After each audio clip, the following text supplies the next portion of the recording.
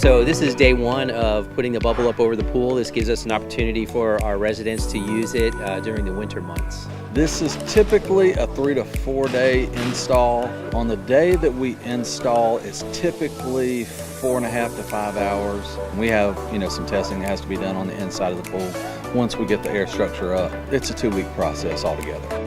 We have a lot of people that like to use our pool and use the facilities here at Kedron. It's a great opportunity to get use out of the pool facility. It's also a great opportunity to get all of our employees together because it's a very big undertaking to bring this bubble to life.